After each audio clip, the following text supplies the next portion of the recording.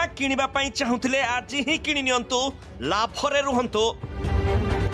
पुणी सस्ता हला सुना 7000 कमिला 10 ग्राम पिछा दाम। जानंतु केमिति पाइबे असली सुना, केमिति करिबे परीक्षा।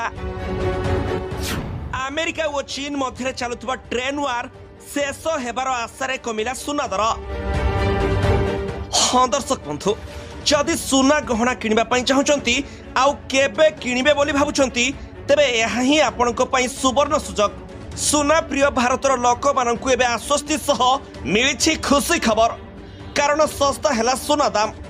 सुना दाम पुणी ह्रास होइथिबार देखा देछि। सुना दाम 7000 टंका प्रति 10 ग्राम रे सस्ता होइछि। सुना दर ह्रास हेबार कारण अमेरिका और चीन मध्य चलुवा ट्रेन वार शेष हेबार आशा वृद्धि पाइबा परे उभय देश परस्पर सह बुझामणा पई कोनोसी मुहूर्त रे राजी होई पारंती बोली कहा जाउछि। तेनु बजार रे एबे एमिति स्थिति देखिबा को मिलिछि। सुना दाम लाख टंका पार हेबा परे गत किछि दिन हेबो सुना दाम धीरे धीरे ह्रास हेउथबा देखा जाउछि। सुना दाम दिल्ली रे 92650 टंका प्रति 10 ग्राम रे और मुंबई रे 92810 टंका प्रति 10 ग्राम रे रहिछि।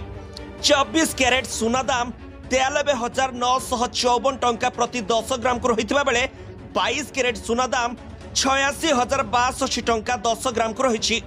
सेहिपरि 18 कैरेट सुना दाम 70466 टंका रहिछि। तेबे किनिबा समय रे सुनार शुद्धता केमिति जानिबे ताहा बुझि नियंतु। जदि आपण सुनार शुद्धता जांच करबाकू चाहुचंती तेबे आपण बीआईसी केयर ऐप रे जांच करि परिबे।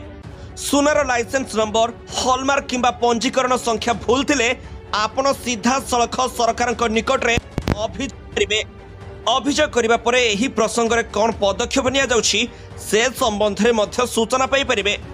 तेबे सठिक दाम रे केमिति किनिबे सुना, कारण सबु बेले सुनार दाम और वृद्धि ह्रास पाई थाए। नियमित सुनार दाम चेक करंतु, जहा द्वारा आपण सुनार दाम ह्रास बेले गहना किनि परिबे।